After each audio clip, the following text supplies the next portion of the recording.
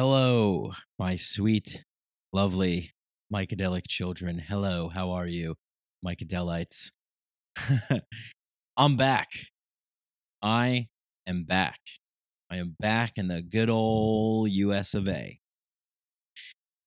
It feels good to be back. As you know, many of you who have been listening to this podcast, longtime listeners know, I've been in the Amazon jungle for the past 3 months, working at an ayahuasca center. And what an experience that was. It was a life-changing experience.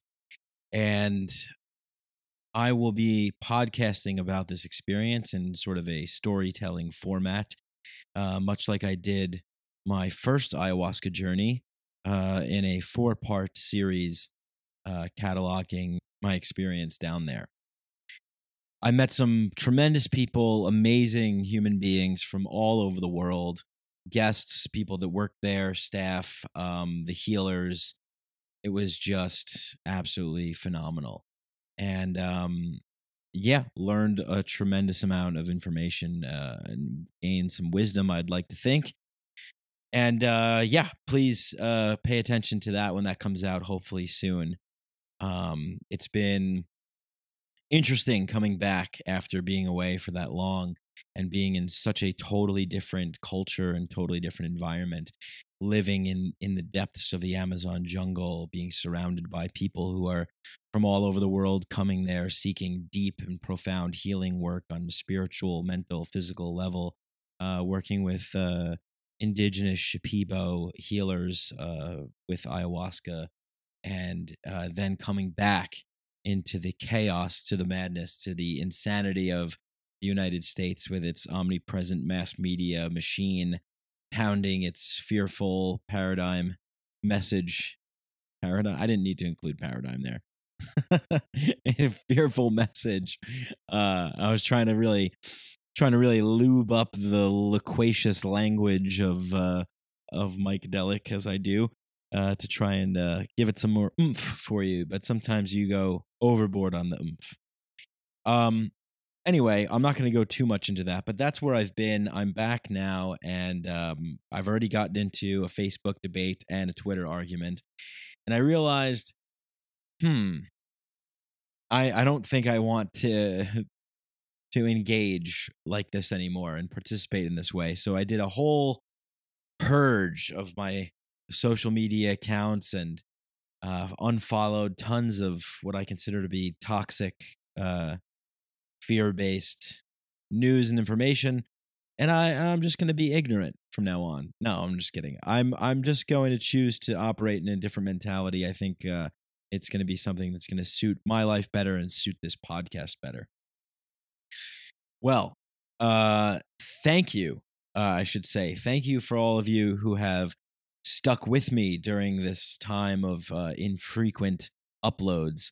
I think I've only uploaded about 2 podcasts since I've been away. Not the original plan. I did not want to do that, but circumstances being as they were, the internet in Iquitos, Peru, the city just outside of the Amazon jungle, which is the Mos Eisley spaceport, as I like to call it, jumping off point before you head into the depths of the Amazon.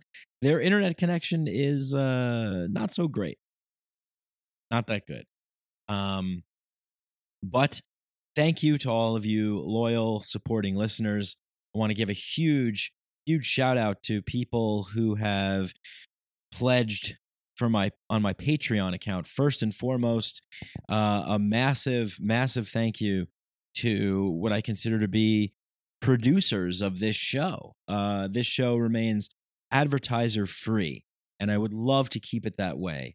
I really don't want to be hawking anything. I don't want to be pushing stuff down your throats that you don't need, that you don't want, that I don't care about, and so if I can do that, or if I could find a sponsor that's aligned with my values, which is sort of difficult to do, I will definitely do that. But for now, this show is brought to you by listeners like you. So thank you so much from the bottom of my heart. Infinite gratitude, eternal thanks for the people that go on to patreon.com Mike Brank, BRANC, and take out those Federal Reserve notes that are just burning a hole in your pocket and catching your pants on fire and saying, my God, I just got to get rid of these Federal Reserve notes. Where can I put them? Where can I throw them to? You've thrown them in my direction, and I love you all so much for that. So, of course, big shout out to Mason. Mason, thank you so much for your pledge and your support. Hope you're doing okay, and we're definitely going to chat soon.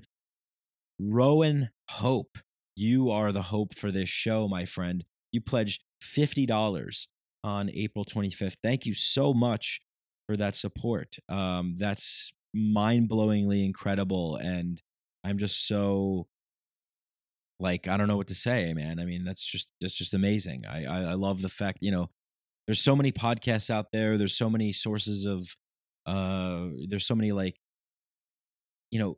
things that you could do, and you've decided to give some of that to this show. And thank you so much. So Rowan, Hope, thank you very, very much for your $50 a month pledge. You are our top producer of the Mycadelic Show. So thank you so much. Please be sure to check Patreon for your rewards. And those will be coming soon to you. Of course, feel free to message me anytime. Patreon is a great way.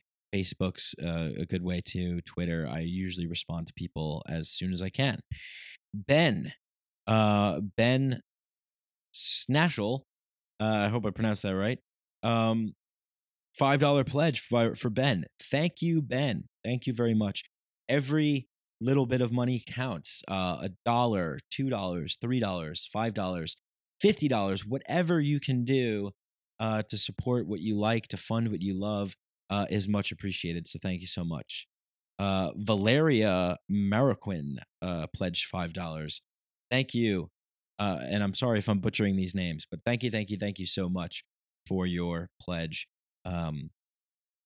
Christopher Carter pledged $5. Someone named Interesting pledged $5. We also have Austin. Big shout out to Austin. Thank you so much, Austin. Ashley Globe. Ashley, thank you. Thank you so much for your $5 pledge. Like I said, you can pledge whatever you'd like, and this is just a way to, keep the show going. I mean, it's really because of people like you that I'm able to do this show. And as of right now, Mycadelic is not my full-time bill-paying job, but I would like to make it that. And I have a lot of big things in the works to try and, get more content out there and do more things to provide you guys with the stuff that you love so much. Right now we're up to $173 per month, which is obviously not a lot of money if you're, living in America and paying bills and eating. Which maybe I could cut down a couple of those things. Maybe I don't have to live in America or eat, but we'll see. But yeah, we have a $200 goal here. And when I say we, I mean me, because this is my show and I do everything. No one else assists me in this. I create the website, I edit the shows, I record the shows, I reach out to people, I do it all. Folks. But over here, I have a little stated goal here, which is $200 per month. And it really, what that does is it really just gives me a little wiggle room to dedicate time, effort, and energy to getting guests on, like, Thaddeus Russell and JP Sears and John Perkins and, some of these more high profile types of guests that you guys want to hear me have conversations with. This really allows me the time to go ahead and to do those things. And it also gives me some money to buy a pop filter or extra accessories for the podcast. I'm not going to bore you with all the details, but thank you so much to all of you. You are producers of this show, and I love you all so very much for choosing to do that. Now, that being said, you don't have to contribute anything to listen to this show. You can just listen to the show. And that's perfectly fine too. And these people that donate money make it possible for you guys to listen to the show for free. So just wanted to throw that out there. Another way that you can help this show, if you love it and you love the message that we're communicating here and the people that we have on, the conversations that we engage in, is going on to iTunes, or going into your podcast app on your phone, Apple Podcasts. I believe they rebranded to call themselves Apple Podcasts now. I still call it iTunes. But we currently have 95 5-star ratings and reviews on iTunes, on Apple Podcasts. And it's just completely blowing my mind. So thank you so much for that. There's nothing more that I love than reading a nice rating and review from somebody who seems to get value out of the show and is enjoying the show. So, I really just want to dedicate this portion of the podcast to really expressing my gratitude and thanking you guys. If I could give all of you hugs and make you feel the energy that I'm feeling when I'm revitalized and inspired by these messages, I would send that energy directly to you immediately from my heart to your heart. So thank you so much. It means the world to me. This is a currency in and of itself. And I just want to read a couple because I really like these reviews that people left. I'll read this one by P Syndicate. Honest and open, 5 stars. Mike is one of the most open and honest podcasters out there. He brings a lot of passion and personal insights to the conversation. Mike's podcast style is fresh and free thinking. Mike questions everything, including his own beliefs. Thank you very much. Legalize LSD says, legalize LSD. Love your work. Keep it going. You help people. Sidekick 48 says, awesome and educational. One of the most informative podcasts available. Great guests, and of course, being a fan of Cognitive Liberty, no better source of info available in a smart and educational manner. Audi 3001 says, super stoked on these podcasts. I don't feel so alone. Actually, exclamation point. So it says, I don't feel so alone. Yes, we are not alone. We are all together. We are here. So thank you to everybody again for that. Now, if you're new to the show, yeah, that's a simple way that you can go ahead and help us out. It'd be really great if you could do that, or not. You're free to make your own choices. Anyway, if you don't want to do any of those things, just enjoy the show. If you get value from it, tell people, talk about it, and share it. This past year has been really good for the show. I think this show has been around for 2 years now. I first started the show off doing it once a month, and then I moved to doing it once every 2 weeks. And so since I've been sort of doing it 2 years now, I haven't really been fully. This past year is really when I kind of fully committed to it after I left my previous show, Part of the Problem, with comedian Dave Smith. And now I want to even ramp it up even more. So I'm going to be working extra hard to really give Micadelic the full multimedia, massive content push that you guys deserve. And I couldn't do it without you. Well, thank you so much. And that leads me to introducing our guest today. Our guest is a friend of mine who I met at the Temple of the Way of Light, where I was working for the past 3 months. Jason Grechanick, he is a facilitator there at the temple. He is also a tabaquero, a curandero. He works with the master plant known as tobacco. Ooh, tobacco, scary, right? Yes, we are led to believe that in the West, but tobacco is widely considered and has been widely considered for a very long period of time to be, especially for the indigenous people of the Americas, of North and South America, a sacred plant, a master plant, a plant that really complements other master plants like ayahuasca. Tobacco is also called mapacho in the Amazon. Mapacho is what you smoke, and it's used in a ceremonial space. To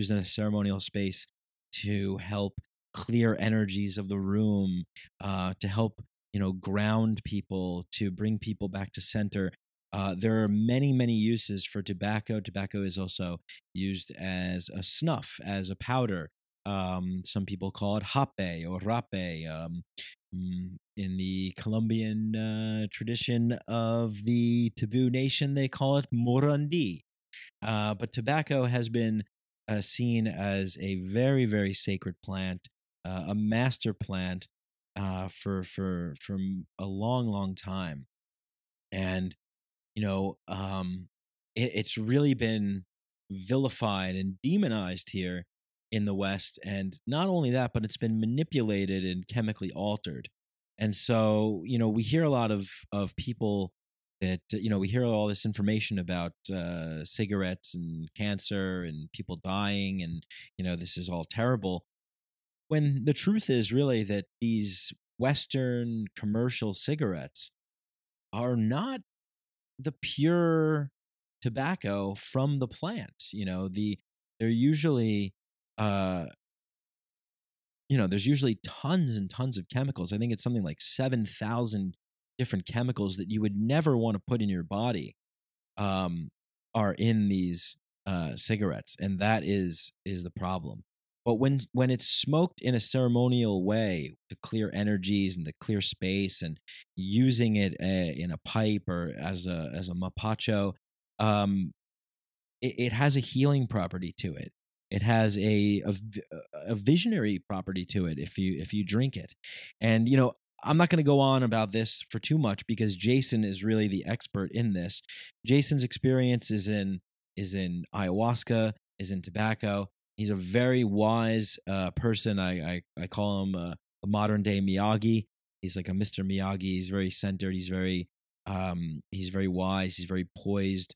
And I really enjoyed working with him. I really enjoyed hanging out with him and chatting with him.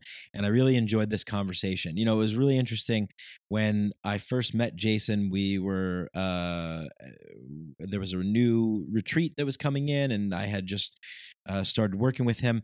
And he mentioned that he listened to one of my favorite people, one of my favorite shows, the Tom Woods Show.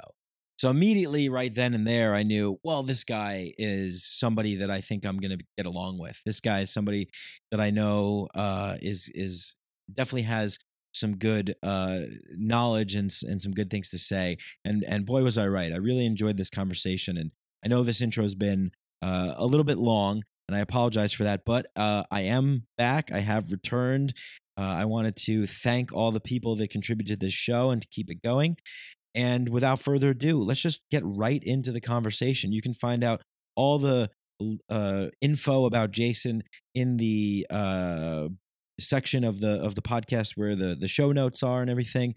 You'll have links to his website if you want to find out more information, links to the templeofthewayoflight.org, and then his website, nicotinarustica.org. I'll put all those links will be available for you in the show notes below podcast, wherever you're listening to it.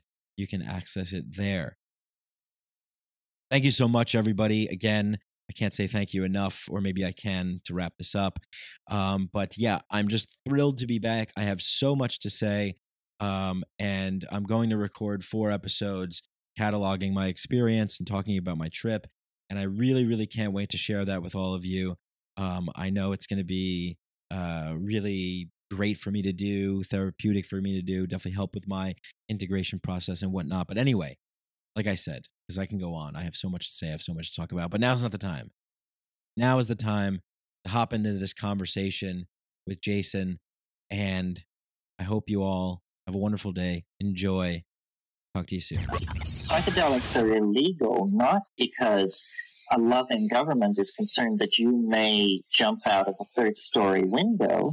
Psychedelics are illegal because they dissolve opinion structures and culturally laid down models of behavior and information processing.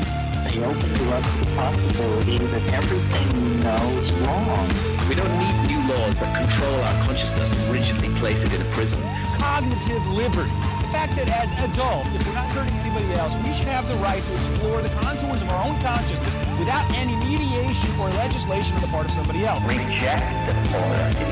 Authority is a lie. Or is it perception? Information is power, but we have to seize the opportunity. The opportunity.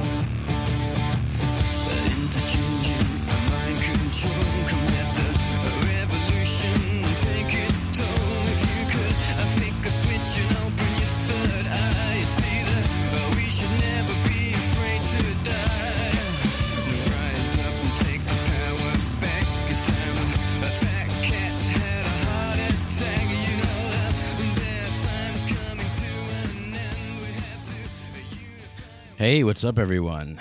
Welcome back to a new episode. I'm sitting here in lovely Iquitos, Peru, this beautiful, crazy place, with a good buddy of mine, Mr. Jason. Can't pronounce his last name, but we'll just call him Jason Tabaquero, master, facilitator extraordinaire from the Temple of the Way of Light. Maybe you could pronounce your last name for the audience. Jason Grechanick, kind of a strange one. So where does that come from? Where are your roots, your ancestry? It's kind of a long story, but I was born in Sri Lanka quite randomly. Grew up in the States, American parents, but the name is, I believe it's like Belarusian, Ukrainian, Polish, that area. It comes from, I think, buckwheat. Means one who makes the buckwheat. So you're born in Sri Lanka and then raised in the States. Now you're here and you've been living in the jungle for what, 5-6 years?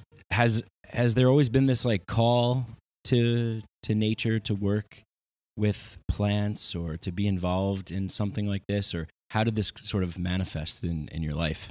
Yeah, that's a good question.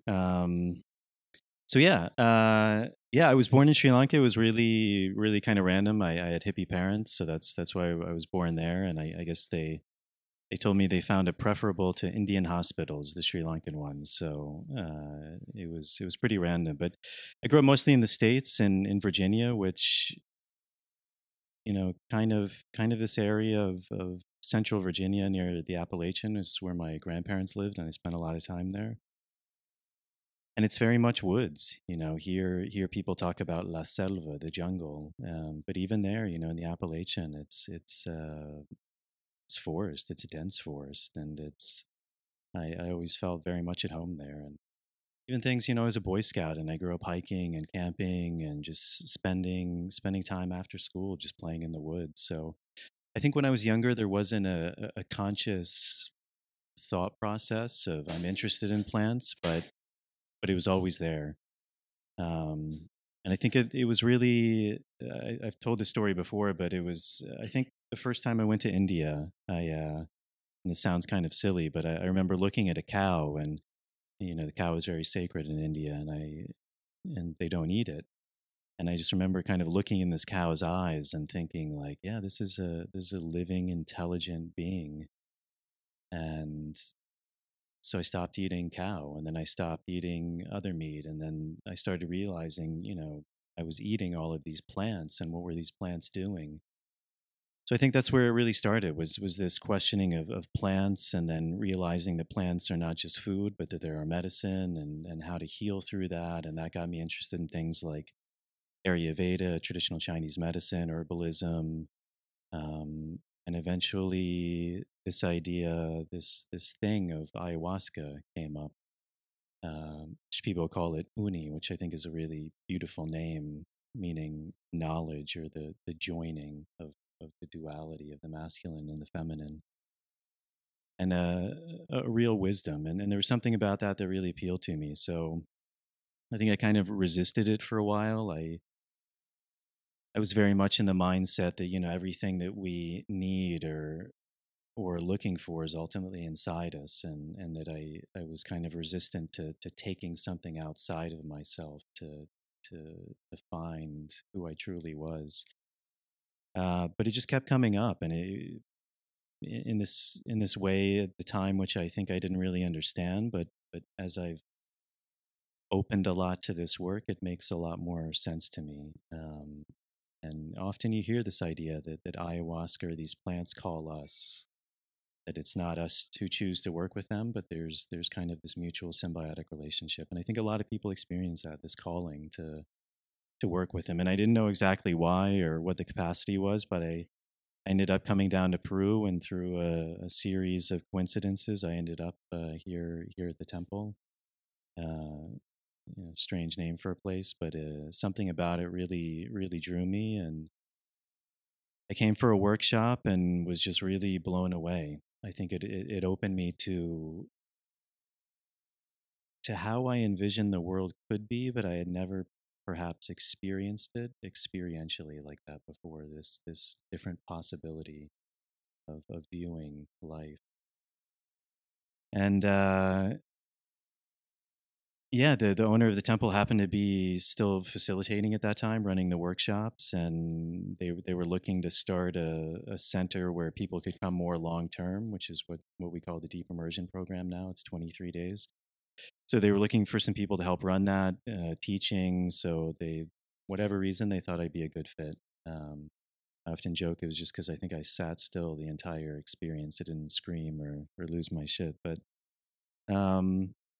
that's really what started it, and that brought me back down, and then that just led to a path of really deepening my knowledge and just experientially of working with a lot of different plants, amongst which tobacco was one of them.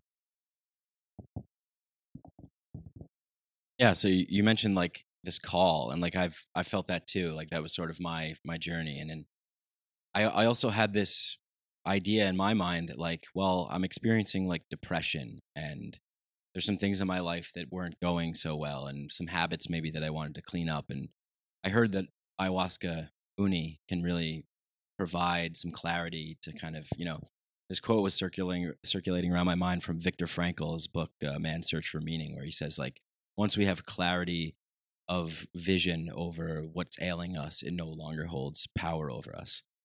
And I thought, well, if what people are saying about this is true, then maybe that could help me, and I can gain some clarity over what's really bugging me. So I came down for some healing. I got a whole lot more than just some healing, and that's brought me back. Were you coming down for any particular healing with yourself, or did you just discover something that you found that needed some integration, some work, something like that? Yeah, it's a good question. A lot of people come to this work for different reasons. I think everyone realizes at some deep level that something is not quite right. It can be this very almost normal sense of numbness, or a sense that my life isn't whole, or my life isn't complete, or just something seems off. It can be really deep traumas, very obvious things where you can really put your finger on it, some deep seated childhood trauma or some post traumatic stress disorder, addictions. These are really common reasons for coming down. With me, it was more just a really deep seated curiosity into this work. I found myself doing this work more, working with plants, and this seemed like kind of a missing link and something I really wanted to explore. Within that, certainly one has to look at one's life, and that in that first experience of working with ayahuasca, that really came up with me. Just seeing my life from other perspectives.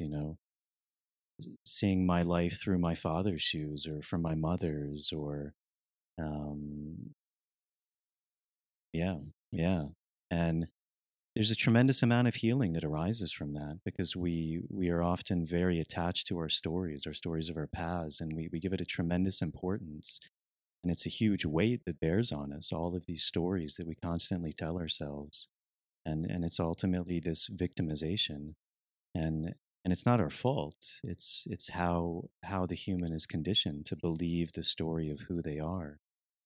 And when we're able to see things from a different perspective, a tremendous healing can arise from that. Because ultimately, it's a deep compassion and a deep understanding of seeing things from another way. And when we see things from another way, it begins to lose its significance. It begins to lose its weight. almost like this heavy bag, this baggage. We use that word in English. That was weighing on us so much. We're for the first time able to set it down, to see what it feels like to not be carrying that around, and ultimately it feels good. And it's not it's not a completion. It's not that that bag is forevermore off of us. It's still a constant process. It's a constant examination, a moment by moment looking at these things. But these plants that we call master plants, like ayahuasca, tobacco, they have that ability to really open us to a new way of looking, which brings about a tremendous amount of healing. Because it's literally looking at life from a different way, from a way that's perhaps closer to the truth of who we are. I really like this idea in some meditation techniques. You hear this idea of vipassana, which often translates to seeing things how they actually are. And I think that's very much in line with this work, is seeing things how they actually are rather than the lens that we constantly see things through. And that gets us out of the way. And by getting us out of the way, it gets that story out of the way. And it allows us to be more whole, to be what we're all looking for, which is more at peace, somehow connected to something bigger, getting away from the sense of being alone, of being separate. And it's an unimaginable healing. Yeah, it's like, these lenses that we have where we see the world through. Oftentimes I feel like maybe people can get caught up in, well, you can't solve the world's problems, but you can solve yours. But what good is that, right? It's like, oh, I just, if I fix myself, the world's still out there. Society is still out there. Governments are still out there. Religions, corporations, these entities and structures are still there. So how can I change that? Just by changing myself. But I think there's a lot of power in doing that. And these lenses, they form over our own eyes, but they also form over the collective of eyes of the society and the culture in which we exist in. Yeah, absolutely. And that's been said so many times in so many different ways. It's often been attributed to Lao Tzu or the Buddha, but they have these similar ideas of, if we want to change the world, we have to change ourselves, and that's actually the only way. There's a really beautiful Indian sage, Sri Nisargadatta Maharaj, and there's this story where this woman comes to him and she's like, well, I hear what you're saying, I understand it intellectually, but there's still something that's missing, because in my world, even with all this nice fluffy stuff, there's still suffering and people dying and unhappiness. And he listens to her and he says, I hear that, I understand that, but that exists in your world. In my reality, none of that exists. And a lot of people, when they hear that, that's very almost confrontational.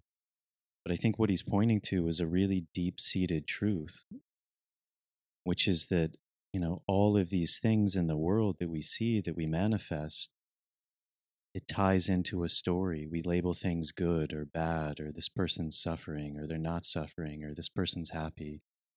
And one of the things, working with thousands of people now is there's nobody who's not suffering. You could be the CEO of a corporation, have a great family, have all the money in the world, and yet you're still subject to the human condition. You're still going through the same things. And it's a huge thing. And ultimately, the only way to change the world is to change yourself. It's something that really, I think, becomes apparent when we work with these plants, is that when we let go of these stories, when we let go of these traumas, these cycles that have been passed down to us, because we're all products of our past, of our parents, of the way we're raised, of the lens that we see the world through. But when we stop that, and it's not that we ignore it, but when we really go into it and we really see the story for what it is, which is ultimately a perception, and when we see that very often the exact opposite is just as true, and when we really look into that, when we really go into it and we see its truth, we have the ability to let it go. And when we let it go, it literally can and does change the world, because that story no longer exists. It no longer exists in us. And therefore, it no longer exists in how we interact with the world. And so by doing this work on ourselves, we inevitably end up changing the world, because we do change ourselves. You know, it's very difficult to change society. It's very difficult to change other people. I think we could even go as far to say it's impossible. It's literally impossible. The only thing we can start, the only thing we can change is ourselves. And when we change ourselves, that ripple effect is tremendous. There's an amazing quote in the Tao Te Ching which says, "Let go of the common good, and the good becomes as common as grass." If we're always trying to change or to fix the common good, then we never actually start in the one place we can, which is with us. And when we do that on ourselves, the good flows out of us. It becomes as common as grass. And yeah. I think this is why these ideas are viewed as sort of dangerous, or these practices, right? Like, it seems like governments, religions, these sort of entities that I label as the power structures, the hierarchies in our society, like, they want to mitigate and mediate our relationship with direct experience to what our truth is. Because if they can do that, then they can put a wedge in between, and they can deliver us a version of reality that fits their agenda, you know, and their interests. And that's a lot of people have easily sort of subscribe to that. I think because it's comforting and it's easy to have somebody kind of take over and shepherd their systems. Yeah, it's a really good point. And you know, there's certainly a truth to that. That there are structures in place that hinder our ability to do that. But also, I think it's important to remember that those structures that are in place are themselves people, they're individuals. And certainly some of these things may be in place with bad intentions, but a lot of these are in place comprising of individuals with really good intentions. It's just that their intention isn't in alignment with how things actually work. And it's like that saying, the road to hell is paved with good intentions. I can have the best intention, but if it's not in alignment with how things actually are, then the bad that it does can be magnified many fold. And so again, you know, I think a lot of this work really comes back to personal responsibility as well, because as long as we're putting these structures that are out there that are hindering us, they will hinder us. It's inevitable, because we believe that they're hindering us. But when we take that power back and we say, well, where can I change this from? And I change it from myself. And when I change it from inside, then I actually have a tremendous power to go out and to affect change. But I'm affecting it from a place of truth, of compassion, of a deep understanding of how these things actually work. And you know, there's all sorts of examples of that. You know, we're sitting here in the Amazon, and people come down with the best of intentions. You know, a really common one is the earth is suffering. What they're actually saying is, I'm suffering. You know, I'm suffering because I believe the earth is suffering. And so even with that good intention, because they're suffering, they want to, you know, maybe do something like support an organization that conserves land. And that sounds really good, right? Who wouldn't support that? But the problem is then they often kick the people who are living there off the land, you know, the very people who were living on the land, caring for it. And I think what you're finding is that actually there's a symbiotic relationship between people and land. And actually the land in a way suffers when people aren't there. All of these medicinal plants, for example, they're planted by human beings. There's a cultivation that's working between the two. And I think there's a lot of insight and a lot of study now that shows when you have people consciously living on that land, there's a more beneficial symbiotic relationship. And if you kick those people off, then what happens, even with your good intentions, then there's no one looking after it. So then the oil companies can come in, the mining companies can come in. There's nobody that has a vested interest in maintaining that land. And so again, you know, even with all of the good intentions, with our belief systems of I'm doing good, it can have the exact opposite impact. So yeah, it's vital that we go in and really find out, are these things true? Are they not true? What is true within inside me? What is in harmony? Because if we don't, and we're just coming from an idea, belief, someone tells us, oh, this is how it is, this is what's good. It could be coming from a nefarious place. It could be that organization is funded by an oil company, putting out this propaganda. It could be that it's funded by people with very good intentions and they think they're doing the best. But, and we've had some of these discussions before, but I think a lot of this work, it very much leads to a certain way of looking at or thinking of the world, which is much more in alignment with how things actually are. Trusting in nature rather than fighting it, trusting in our own nature rather than fighting it. A lot of these things, these societies, these, bodies or organizations that you're talking about, they're rooted in this idea of fear. They're rooted in this idea that we need to look after you.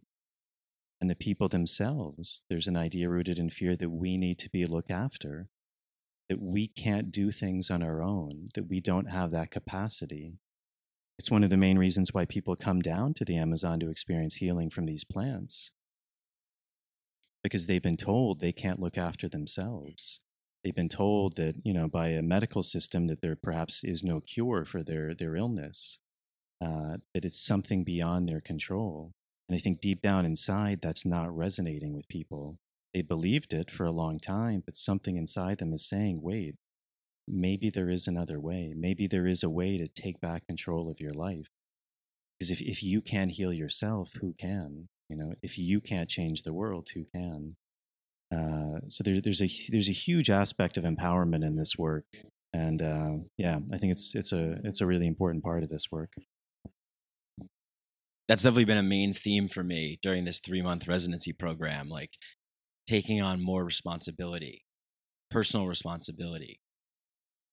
At the end of the day, I realized, and we had this conversation, like, and people who listen to this show know my stance and how I'm, my libertarian ways. I mean, the show's sort of slug line is liberty, psychedelic, self-improvement, right? But even myself, I had fallen into this sort of victim mentality. I'm a victim of the state. I'm a victim of this oppression, projecting this sort of, belief system that I'm suffering, and that it's sort of out of my control because these entities are so large. But I realized that, like, I have a choice, and that I can really walk the path that I want to walk and put these ideas, put what I'm learning, put what I'm preaching into practice for real, not just paying them lip service. And I think, when I do that, I'm starting to do that. And it's like, it's a little scary, because it's like, holy shit, it's all on me, But once I start, walking in that direction, I'm realizing the power. Like someone had said, with great power comes great responsibility. And then I read this book, The Subtle Art of Not Giving a Fuck by Mark Manson. He says, with responsibility comes great power. I thought that was really interesting to kind of flip that on its head, and it makes so much sense, And so when I was down here, and I talked about how, like, the first time I saw you, and then when we had a workshop together and we were working, I discovered you're listening to the Tom Woods Show. So shout out to Tom if he's out there listening. And Tom's a great guy. I know him, and he's a wonderful human being, and he's somebody that puts his beliefs into practice. And it's interesting, because here we are in Iquitos and living in the Amazon rainforest, and taking something that maybe someone in that, that sort of buttoned down, sort of conservative Christian mentality would think, well, these are substances or drugs, and I don't think Tom's ever touched a cigarette before, let alone a joint, right? And Ron Paul, the same thing, he's this Texas, like, Christian, but there's so much value in that perspective. And I think this work meshes well with that belief system, with the libertarian belief system. And I actually regret saying belief system. I just think it's more of a moral principle or an ethical sort of model of behavior that really functions on personal responsibility. And maybe you could talk a little bit about that and what led you to opening yourself up to liberty. I think it's pretty obvious to me when you're engaging in work at this level with master plants and having direct experiences that are empowering you to take on more responsibility, that it's almost inevitable that these ideas come into alignment with each other. Yeah. I mean, there's a lot to unpack there. But yeah, I think really, really acute observations, and absolutely, any belief system is ultimately going to limit us. But that's not to say certain paths don't lend themselves or are more beneficial or more in alignment with things that can be beneficial. As I was saying earlier, that was one of, I think, my initial resistance to working with a plant like ayahuasca, is because I still viewed it in the sense that it was a drug. It was something that was outside of myself that I was having to take to somehow open me up. And that seemed a little strange. I was like, well, why can't I just open myself up on my own? But there's kind of a misconception with that. Even a plant like ayahuasca is, I think, very fascinating, because usually the alkaloid that's usually referred to when we're talking about ayahuasca is DMT, or dimethyltryptamine. And dimethyltryptamine it's an alkaloid that's actually endogenous to our own body. So we're all walking illegal substances. We produce DMT. Every night when we go to sleep, we are producing DMT. DMT is actually very much the substance which brings on sleep. It's what's changing us. Every night we're going into an altered state of consciousness. We just call it dreams, so we brush it aside as if it's nothing, because we do it 8 hours every single day. So, like anything, when you give it a name and it's so common, you stop thinking about it. You stop thinking about the implications. We're all going into an extremely altered state of consciousness, a third of our lives every single day. Ayahuasca really isn't any different than that. The thing with our dream state is that most of us, we don't recollect it. We're aware of it when it's happening, but when we wake up the following morning, we may remember a glimpse of it or something, but the depth, those 8 hours or so that we're in that state, we don't remember much of that, if anything. Some people actually believe they don't dream, which actually isn't true. It's just they don't remember their dreams. So, this idea that something is a drug and that's bad is understandable, but it's misplaced, because these are actually things that we produce ourselves, and we have receptors in our brains that are designed to intake them. And that's actually a huge revelation that I think a lot of times we don't really place a significance on, which is that our brain already has these receptors in them. We symbiotically evolved with these plants. It's not that we take a substance and a receptor is born from that. It's that they were already there, which means, in a sense, they're waiting to take on these things. And, that can really go down a huge rabbit hole. But I think, again, if you look into civilizations all throughout time, this plant work was an inevitable, it was a fundamental part of who they were. I often don't like this word spirituality because it has a lot of connotations, but I think if one is to really look into it, this plant medicine is very highly likely the basis of all religion. If you look at Soma in the Vedas, or Hauma in Zoroastrianism, all throughout the Americas, all the religions, so many different plants.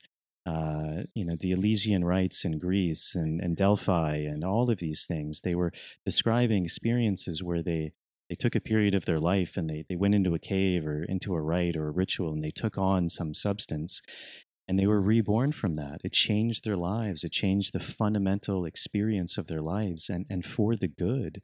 All of these people, Pythagoras and Marcus Aurelius, these people who we hold with such esteem, they were doing this work. And again, I think if you look at the essence of what all of these people were teaching, it was this, in a modern way, in a modern context of looking at it, it was an idea of liberty. It was an idea of freedom. That's why one would work with these plants, to be free, to really be able to live life without these things that are holding us down, without the suffering, without the fears, the anxieties, the worries, the preconceptions, the beliefs, to truly be able to live as a free human being, free in the mind, free to truly experience the world. And that's very much what these ideas of libertarianism are about. And of course, even the word libertarianism, it has a lot of different connotations. A lot of people are going to have different views of what that is. But, for me, at its essence, it's just this idea, this golden rule, this live and let live, do unto others as you would have done to yourselves.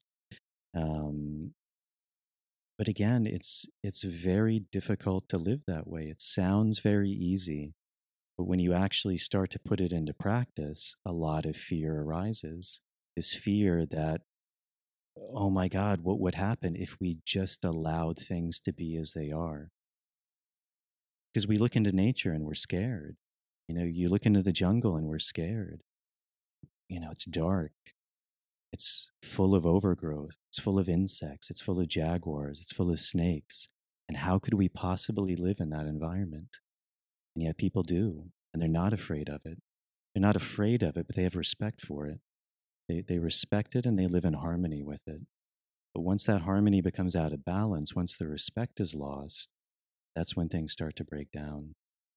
And, all of these structures that we've created for ourselves, which were there to make us feel better, these support structures and these belief systems, again, I think at their essence, they were started with good intentions, but they've created a cage that we live in. And even with the best intentions, we suffer because of it. And who can find his way out? Myself. That's it. And yourself, and his self, and herself, and their selves. It has to start with us. We're the only person who can save ourselves. And amazingly, we've been given these tools. We've been giving these tools of these plants that come from traditions that who knows how old are. And I think also to really recognize the gift in that these people have been holding on to these traditions. Many of them have lost everything. In the Amazon, they've lost everything. There used to be this theory that the Amazon was just, this pristine rainforest, and it was just full of these really primitive hunter-gatherer people. And that's actually kind of a defunct theory now. The predominant, prevalent theory is that actually at one time, the Amazon was full of huge civilizations, millions of people, quite advanced, more advanced than the Europeans who came at the time in terms of the cities. And when those collapsed, they believe through disease, 90 to 99% of the people died, and the people did flee into the jungle. One of the very few things that they kept was this tradition of plants. That's how much importance they put into it. And I think to ignore that wisdom and to ignore that wisdom of these traditions all over the world throughout time would be silly and potentially even dangerous. And I think we're seeing the repercussions of having ignored these things for so long. We hear about, climate destruction and climate change and diseases, these psychological diseases that are on the rise. We've done an amazing job at curing many acute physical ailments, but these psychological conditions, depressions, anxieties, things that have psychosomatic repercussions, things like even cancer, neurological diseases, they're still there. And I would say, if anything, they're increasing. And it comes from this moving away from symbiosis, moving away from harmony, moving away from nature, moving away from natural law. And I think that's what this liberty movement is really about. It's going back to that. And it scares people. People often come with these same arguments about why it's so bad. Well, you have to have support structures. You have to have this. And it's not that you can't, but that the real support structures, they start with ourselves and they emanate out from that. So your family, That's a huge support structure. Your community, the people around you. Nobody is going to be able to offer support like that. Here in the jungle, people are often looking to Lima, the capital of Peru, which is, thousands of kilometers away, for support. And yet they're never going to get support from Lima because Lima doesn't care about them. And that's the truth. That's why a lot of these people are being exploited, because they've also put their power outside of themselves. And I think even here, there's a growing movement of actually taking that power back, realizing that even through all of the horrors that have been done to these people, the way out of change is taking back that power. And it starts with the self. Yeah. I mean, yeah, so many amazing things there.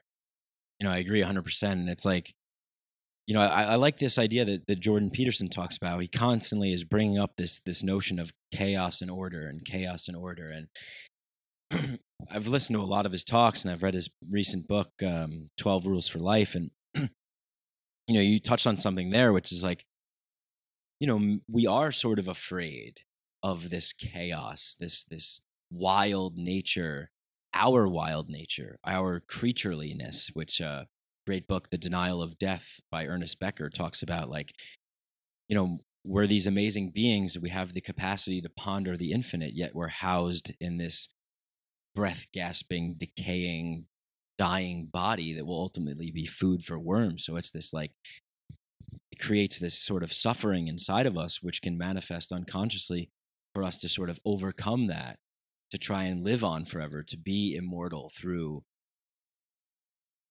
creating more control, more order. And I see that as just a natural tendency for human beings to want to put things in boxes, to want to solve problems with good intentions or nefarious purposes, either or. It's like, if we can just turn the natural world into something that works for us, that we think works for us, but out of creating this order. And I think this is the situation we're in today with all of the stuff that's going on in the U.S. and around the world. I mean, you see in, like, Spain with Catalonia, and even in the U.S., I read the other day, California is going to vote for like a secession movement to split into 3 different states. Not secession from the federal government, but that would be good too. And I think ultimately, and you touched on that, it's like, look, Lima doesn't care about Quitos and the jungle. It's really up to the people who live in this community to voluntarily agree upon what's important by, taking on that responsibility, empowering themselves. So, this is a huge, huge theme. Like, how does that feel for you? Like, does that resonate with you, this idea of fear and the chaos and the order that is being created? And I imagine that you'd have to, you're someone that practices what you preach, and you've walked this path. How do you manage to create that balance between the finite, the infinite, the creative, the destructive, the chaos and the order? How do you do that in your life? One of the most common things that arises with people through this work with ayahuasca or tobacco or any of these master plants is fear. And it's really hard for people to admit that they have fear. And, I'll often tell people, show me a man who's not afraid, who says he doesn't have fear, and I'll show you a liar. Everyone has fear. As long as you're still identified with yourself, with your body, with this sense of I, there's fear there, because there's still this idea of separation. And, when I don't know if funny is the right word, but one thing that often comes up in ayahuasca work is someone will have a really big revelation. They'll experience a death-like experience in ceremony, which is actually one of the names of ayahuasca, which is Vine of the Dead. And it can be a fairly common thing. And people then have this sense of like, oh, I'm not afraid of death anymore. Well, as long as you're saying you're not afraid of death, you're still afraid. Because again, there's still this attachment to the self. And that's ultimately where all fear arises from this idea that I exist separate from the world. And what happens when I don't exist anymore? For most people, they think that means when they die, when they literally die, when the body no longer breathes, when the heart stops pumping. Then what happens? And the mind is never going to know that. It cannot know that. It can't know it. It's like a knife trying to cut itself. It's never going to figure it out. It's never going to, point to something and say, "Oh, here it is. I found it.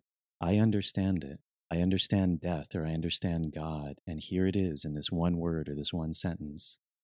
If it was, someone would have written it down by now, and everyone would see it, understand it, and everyone would be at peace. But people aren't.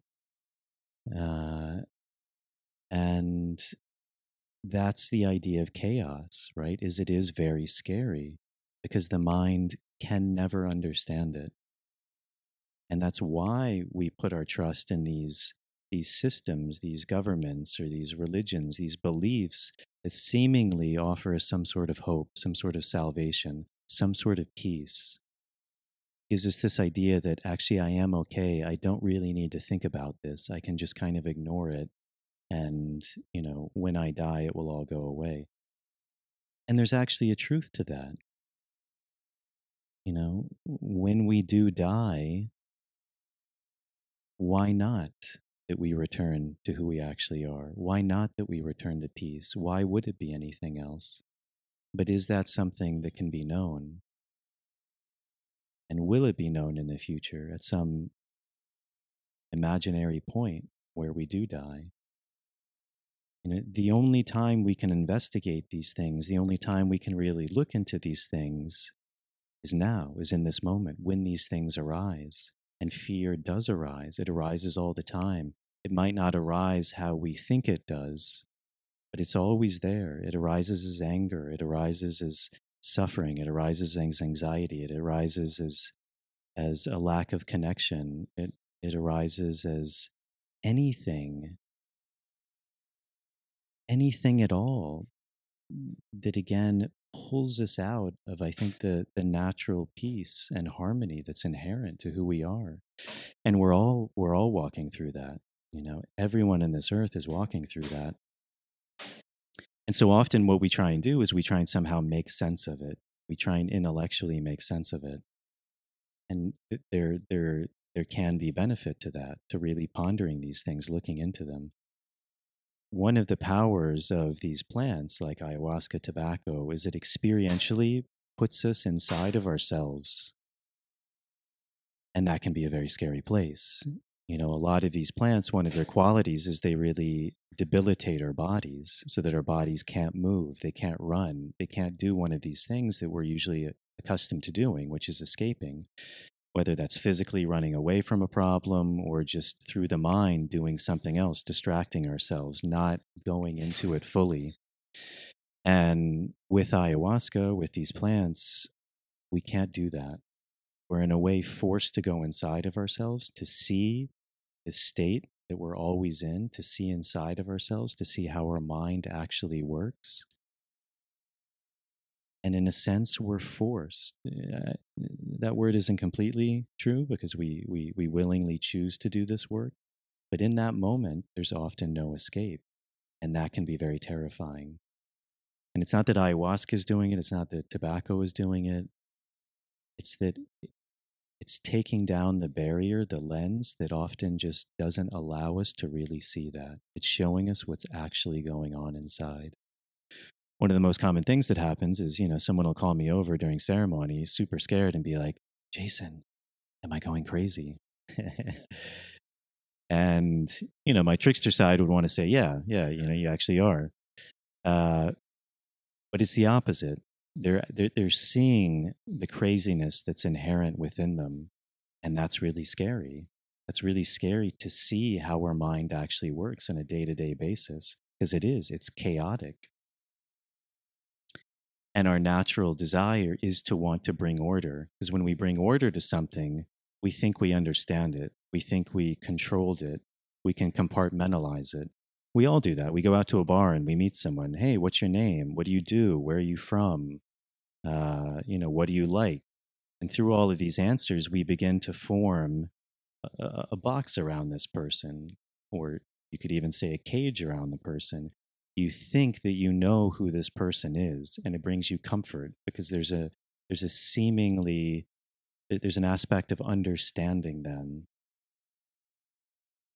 But again, ultimately, that understanding can also be a barrier because you're not seeing the person as they actually are. You're seeing these labels that you're thinking about from the past. So I meet you, Mike, in a bar. I'm like, hey, what's up? What's your name? Mike. Oh, okay. What's your last name? Roncatelli.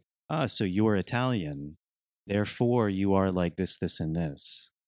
How do I know that? Because in the past, I met people who are like that. Therefore, you must also be like this. What's your political affiliation? Oh, you're libertarian. Okay, therefore you are like this, and this. It makes the mind able to think that it understands something. It makes it think that it can create order out of the chaos. But it's a mask, it's false. It's not actually creating order. It's just seemingly organizing things, but the chaos is still there. Chaos never goes away. And we think, because of our fear, that the chaos is dark, that it's fearful, that there's terror in there, that there's a great void, there's a great nothingness. And in that nothingness, it's the most scary place because the mind has no idea. And the mind will fight that tooth and nail because it is the death of the mind. And yet, what's beyond that? And that's what this work is trying to get at. What is beyond that? And it can be very, very scary to go in there, terrifying. But I think what we begin to see when we actually go into that is through the terror, through the fear, we begin to see that actually it's the opposite. That the fear was just the mind trying to organize the chaos, but that actually the chaos was never fearful in the first place. It was never malevolent in the first place. It was always benevolent. It was always peace. People have these near-death experiences, and what do they often experience? A sense of light, a sense of peace. They often had to go through the fear to actually arrive to experience that. So yeah, a guy like Jordan Peterson, I think he's doing amazing work, and he's very much pointing to these things. Personal responsibility, clean up your room. Everyone likes to give an opinion on, how the world should be, how it needs to be. But what are they doing with themselves? Are they even cleaning up their own room? Most people who want to give these opinions and tell other people what they should be doing, they're often ignoring the very person they need to start with, which is themselves. If I have a clean room, then maybe I can help someone else have a clean room. But if my room is messy, who am I to tell someone else that their life is messy? Yeah, right on, man. It sounds so simple too, almost like too simple, where you're like, okay, yeah, right. Like that's what I have to do, just clean my room or get myself in order. Yeah, whatever.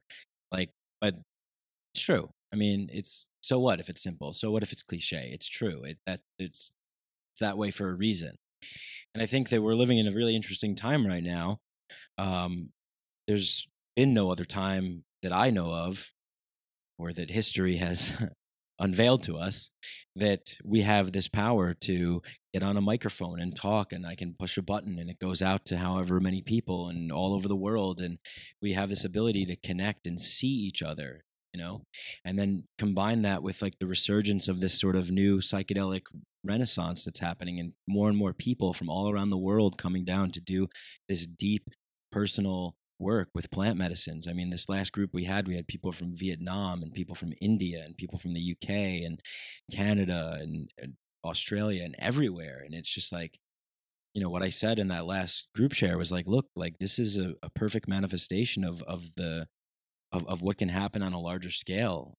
Put everything aside and just see for what we're really going through. We see each other at a deep level through that, all these sorts of constructs and ideologies and things that we grab onto, they don't really exist.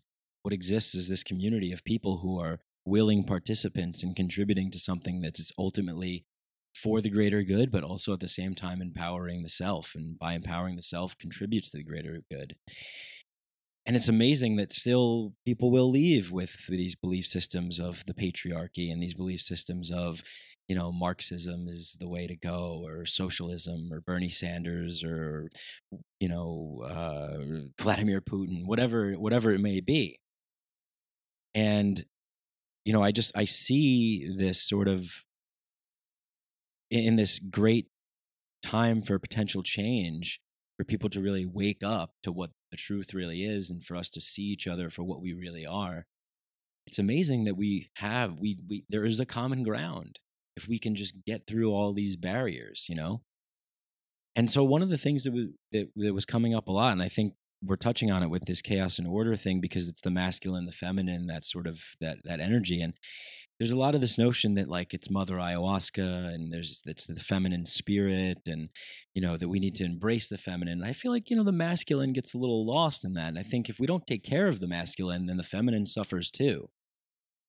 So I'd be interested to hear like your take on this, because the way that I see it is that I think a lot of men aren't really getting the proper messages to be responsible. And I think that's what really has given rise to Jordan Peterson's popularity, and people like Tom Woods and these men out there that are taking on the responsibility, doing the work, and preaching this message of personal responsibility. It's like, holy shit, like who would have ever thought that like the message of personal responsibility would be something that young men are clamoring for, that they're yearning for, that there's this deep void inside of them that it's like, yes, like we need that. We haven't got it. Where did it go? And there's this tendency to think like, okay, well, feminism, or I need to be a feminist. And as a man, we kind of give up who we truly are to accommodate this other viewpoint, because maybe of fear of being judged, fear of being too masculine or too ego or whatever it is, brutish or aggressive. But these qualities are beneficial. It's like, so, like, how can we really like rectify that situation and live in harmony with that, embrace this masculine without overpowering the feminine? And, like, what does that look like to you? That's a really good point. A lot of these things, again, go back to belief systems. And again, with reference to ayahuasca, that's a really common one, that ayahuasca is a feminine spirit. It's, Mother Ayahuasca. I don't know where that started from. The way we're working, we work with Shipibo people who, in this upper Amazonian basin area, really in the entire world, although ayahuasca is only worked with here, the Shipibo are considered the kind of the masters of ayahuasca. Even amongst other groups, the Shipibo have a reverence, which is also interesting, because even with that reverence, there's also a fear. A lot of people are afraid of the Shipibo because they look at them as like, brujos or witches. Because again, these things, there's a symbiotic relationship with them. With respect comes fear. With fear also comes respect. But amongst the Shipibo who we work with, from everyone I've talked to, they don't look at it as a feminine spirit, which really resonates with me. It's not that there's anything wrong with the feminine spirit, but it seems limiting to a degree. This work is pointing us towards something much greater than one thing. It's pointing us towards a wholeness, a completion, which includes everything. So for the Shipibo, they call ayahuasca uni, and someone who works with uni is called a onaya, one who works with knowledge, one who works with truth. So the Shipibo story of ayahuasca is that it encapsulates both the feminine and the masculine, which is interesting because the ayahuasca brew also contains two plants. One plant, in Spanish they would call it chacruna, is the most common one they use, which contains the DMT. They would say it embodies the feminine principle, the feminine spirit. It's this idea that it gives light. It's the dance, very much this yin idea. It's that which does the work, that which dances, that which is able to heal. And the ayahuasca vine is the masculine spirit. It's that which allows the effect to happen. It's that which holds the space. And that when you combine those two plants, the masculine and the feminine, you get uni, or truth, or knowledge, deep wisdom, true wisdom, wisdom beyond one or the other, wisdom beyond the duality. I think a lot, all throughout history. I remember even since a very young age, I used to think that it was always like a pendulum that would just constantly swing back and forth. And we're always in a state of correction, right? We're always trying to learn and to grow. And certainly there's a truth, there's a reality that for a long time, this feminine side of things was repressed or perhaps overlooked. That sensitivity was overlooked. That dance was overlooked in favor of the more masculine principles, the strength, the clarity, the rationality, the work ethic. Even the burning of the witches, things like that. I mean, there's no doubt. And so, I think what's been happening in the last few decades is a natural correction, that pendulum swinging the other direction, remembering that these feminine qualities are very important. Not that they're just important, they're vital. They're essential. The earth cannot exist without them. And if the earth can't exist without them, humans can't exist. Because again, there's a symbiotic relationship. I think what we're seeing recently is that pendulum, like it always does, is it begins to swing too far the other direction until it reaches a culminating point, and then it has to correct itself and begin to swing back the other direction. And I think, it's a microcosm for life. Life is always birthing, living, dying, rebirthing again. Life is in a constant process of change. And that's just inherent to how the world is. And yes, I would agree. I think we're living in a time where we're in a potential danger of also undervaluing the idea of the masculine principle as well. The idea, even these kind of catchphrases that we hear, like toxic masculinity. Masculinity is no more toxic than femininity. Either one can have a toxic quality. That's not the inherent nature of either. And if we favor one or the other, we lose the balance. And that's the whole idea behind yin and yang, right? Is there's a balance. I see it very much in my work, and even some of these things have become very unpopular to talk about, even these things like gender, things like sex, that although things can be different, things can be fluid, that certainly people can identify as anything, that inherently there are two forces, a masculine and a feminine, and that's essential to life. And almost that we've become so clever in our way of thinking that we often overlook the obvious. That is how mammals produce, is a masculine and a feminine. When those two, even sexual organs, come together, life is created. And it's essential, and it's essential to honor both of them. And again, it's, this pendulum is a natural thing. And as we swing too far one way, we begin to have to correct the other. And yes, I think it's important, especially for young men, to really begin to understand what it is to be a man. And it's not that every man is the same. Every man is an amalgamation of the universe as well. Every woman is as well. But certainly, if we look throughout time, throughout tradition, again, I think we would be very silly to overlook these archetypical qualities that masculine force embodies and that the feminine force embodies. I see it even very much with my own work, even the Shipibo, how they work. The male curanderos and the female curanderos have different roles, and they're roles that in general suit the archetypical qualities of these energies. So yeah, it's really important, and I would agree. I think that's why some of this work, like Jordan Peterson, is really resonating, because I think a lot of men have been told recently that there is a certain way that they need to be, and that it perhaps runs counter to the essence of who they are. I think that's why, for example, I practice jujitsu. Unfortunately, not nearly as much as I'd like in the jungle.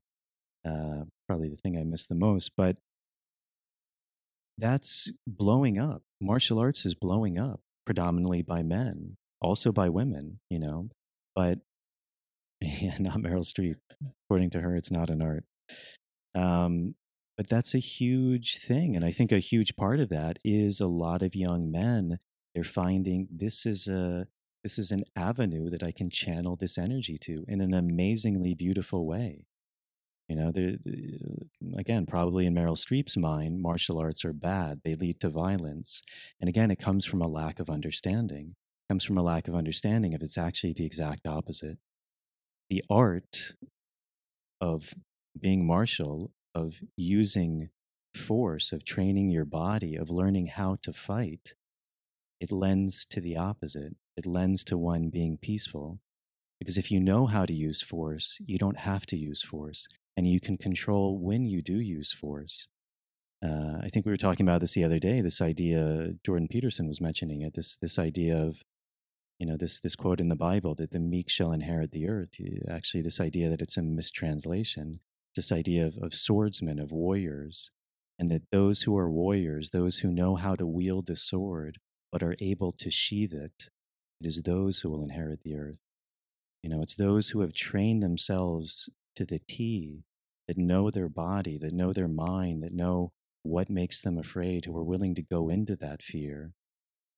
Then they're actually able to let that go, and they don't have to react from a place of fear, which is where most violence arises from. It comes from fear. It comes from not having done the work ourselves. So we react in the only way we know how to react, which is from a place of fear, from a place of uncertainty, of not knowing what I'm capable of. Anyone who's been to a martial arts class, anyone who's trained, they know the potential of their body, and it's vicious. It's the human body is capable of doing really horrible things. But when you're in that environment and you're getting humbled roll after roll on the mat, year after year, the last thing you want to go do is be a violent person. That humility is ingrained in you. And it commands a tremendous amount of respect, and it breeds a tremendous amount of power. And not power in an unwieldy way, power in a true caring way, power in a way that I can choose when to use it and when not to use it. I have the ability to sheath it when I choose. Man, this has been an awesome podcast. I have to say, I feel like I could talk to you for like 8 hours. Like this has been great. Throughout the podcast, you've been mentioning tobacco. And I started off the podcast kind of fumbling around to describe what it is that you are in this tradition of tobacco. And some people might be listening to this and thinking, tobacco? Well, what the hell is this guy talking about? I'm with him with all this stuff, but what is this tobacco? And I think this is a good opportunity maybe to dive into that, switch gears a little bit and talk about this medicine, this master plant. There's a lot of misconceptions out there, right? And I think one of the things that I found really interesting was when I first came here, that the use of mapacho was so prevalent in ceremonial use of tobacco, and what it means and how it's used, and setting an intention and working with it, and how it can help you, how it can calm you in ceremony if you're going through a difficult time, the blowing of the smoke and the souplar. And maybe you can just talk a little bit about that, because I think it's a really important topic to jump on, maybe starting with sort of this misconception of what tobacco is and why it's been demonized, and what kind of plant it is, and how it helps people, maybe, what brought you to it. Yeah, it's a really interesting subject. Again, a lot goes back to beliefs, right? If you were to ask people today, what are their beliefs around tobacco? It's bad, it's evil, it kills people. If one is to look traditionally, all throughout the Americas, tobacco, pre-arrival of Europeans, was considered probably the most sacred plant in all of the Americas.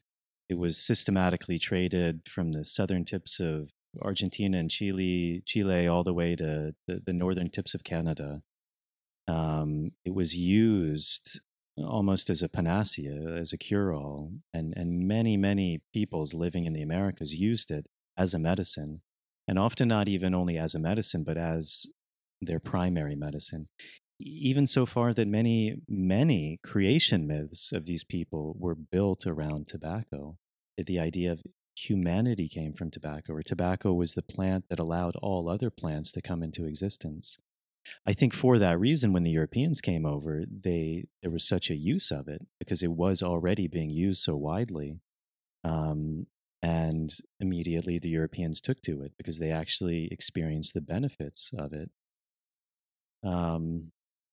Over time, like anything, a lot of these medicines have developed relationships that are perhaps not the best. Things like alcohol or coca, um, marijuana.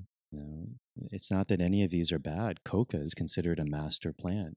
You know, if you alter it and you extract just the cocaine and you take it in quantities and you use it all the time, there are potential bad effects from it. Obviously, same thing with marijuana. You know, if you take too much of it, you can have a bad trip. It happens all the time. You can develop a relationship with it that's not healthy. Alcohol. Many people die of alcohol poisoning, alcohol deaths. You know, cirrhosis of the liver, all sorts of things. And it's the same with tobacco. You know, unfortunately, when we talk about tobacco, what we're really referring to is cigarettes, and cigarettes are very different from tobacco. Most cigarettes, they're very tightly regulated, which means they're more or less produced the same way. So your typical cigarette is 70% what's called reconstituted sheet tobacco. It's often scraps that are used, the stems, the lower quality parts of the tobacco plant. They will often glue it back together so it looks like a sheet, a leaf of tobacco, and then chop it up. The other 30% is added chemicals, and you know I believe there's between 4,000 and 6,000 added chemicals to every cigarette. Those are added chemicals, and when you combust them, I believe it turns into about 8,000. You know, I could be wrong in the exact numbers, but it's a lot. So every time you're inhaling a cigarette, you're inhaling around 8,000 chemicals, and many of those are known carcinogens. They're known to cause harm. And again, you know, some people would say, "Oh, well, that's again an example of this nefarious system, this system that's in place to keep us down." Again, I think the reason they put a lot of those chemicals in the beginning were really good purposes. It was probably to make the tobacco burn more easily, flavor enhancers, preservatives. After a while, there probably were more nefarious reasons to putting additional chemicals in there. So that's one problem. When we talk about tobacco, usually what we're talking about is cigarettes. You know, here in the Amazon, that's where they think tobacco originated from, in the highland area of Peru, Colombia, Ecuador. And tobacco has been used as a medicine by these people all over. So there's different varieties of tobacco, and the tobacco that we find throughout most of the world is a variety called Nicotiana tabacum. That's where the word tobacco comes from.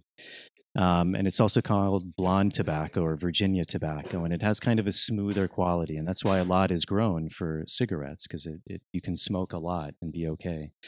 The tobacco that's grown here is called Nicotiana rustica, or wild tobacco, or also mapacho. Mapacho is the cured form that you smoke in a cigarette, and it's much stronger.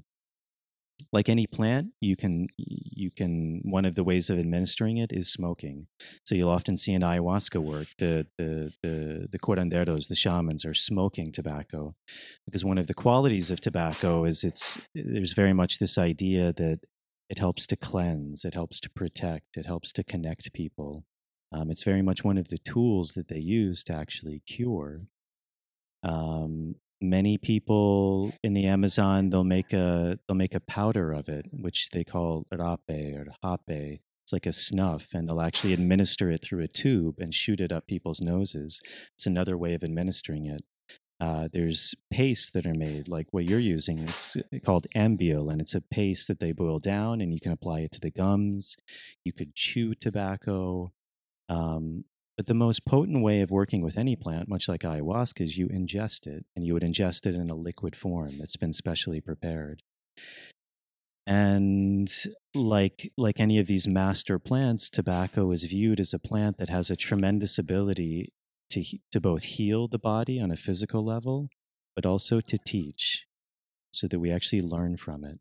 And that's the same with ayahuasca. Ayahuasca has the ability to cure us on a physical level, to cure specific ailments physically, but also psychological ailments.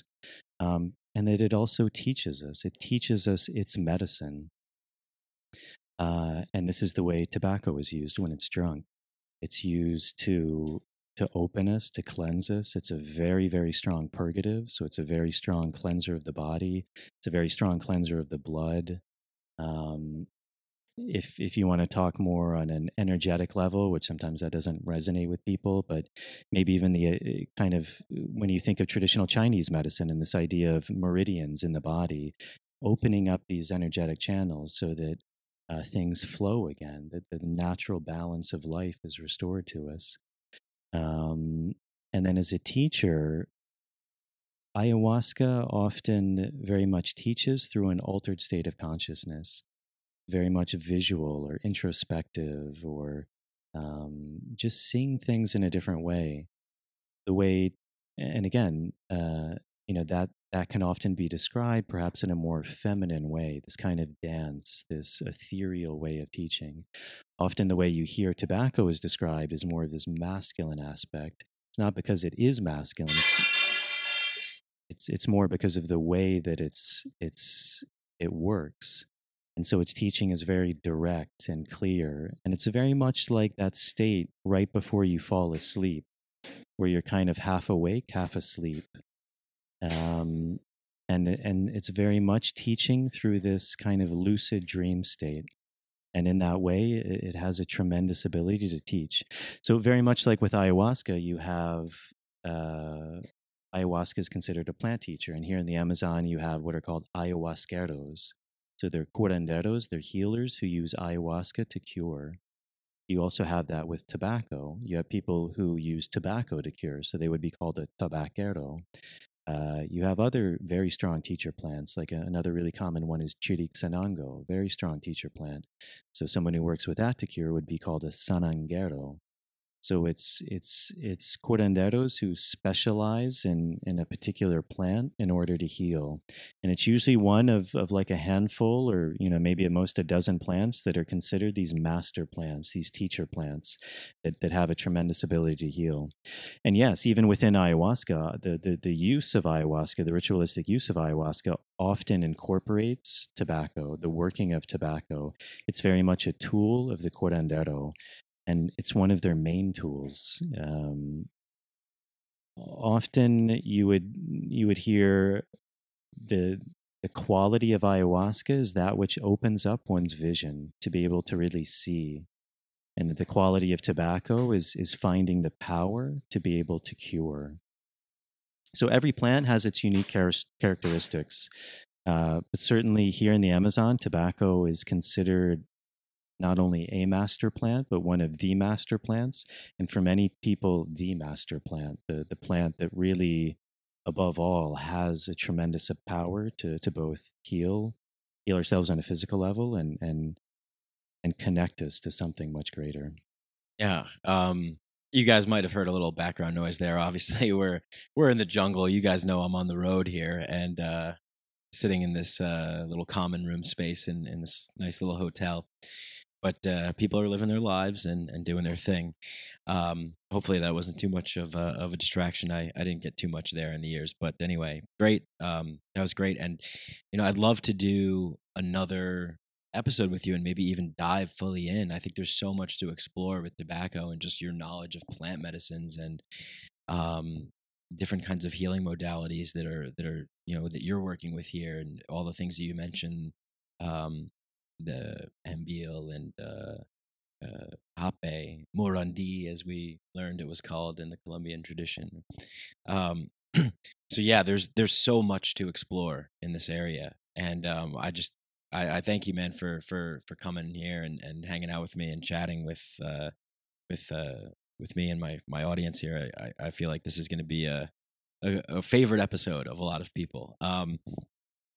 Where can people go to find out more about the work that you're doing, and maybe even taking a further look into tobacco? I know the temple is starting to offer some programs, so tell people where they can go, where they can find out about this stuff. Yeah, so I guess just to preface it, I wouldn't blindly encourage people to work with these plants because they are tremendously powerful and they command a lot of respect. And again, we've been talking a lot about this idea of symbiotic relationships, and that desire. I don't like the word "should" be there, but if it's not there, these experiences can be very difficult. They're difficult enough in and of themselves. If that desire isn't there, people are probably just going to run away. It's going to be too much. That desire for change, that willingness to go into the darkness needs to be there. And if it is, these plants have a tremendous power, a tremendous ability to heal. So yeah, these are two of the big ones: ayahuasca, tobacco, a lot of other plants. The traditional way that people learn here in the jungle is through a process of dieting. To do a dieta in Spanish. And it's basically this process of going into isolation for long periods of time, really restricting your food, so that your body kind of weakens, but that in a sense your spirit is quite open, and you would only ingest one plant. And then through these weeks or months you're working with it, you would really begin to learn from that plant and to heal from it.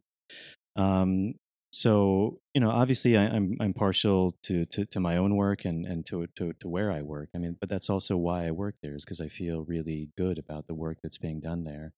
And that's really important, because this work, it has a tremendous healing potential, but if it's not worked with in a way that's safe, if it's not worked with by someone who really knows what they're doing, who's really done the work on themselves, and who's done this work on other people, it can be dangerous, and not just physically, but even psychologically, because we're really opening ourselves up here. It's very much, we often use the analogy of a heart surgeon. You wouldn't just go to any random Joe to have heart surgery. Like, you want to make sure the guy knows what he's doing. So luckily that's probably how you found the temple, and there's really good work being done there. So I have a website myself. It's called nicotianarustica.org.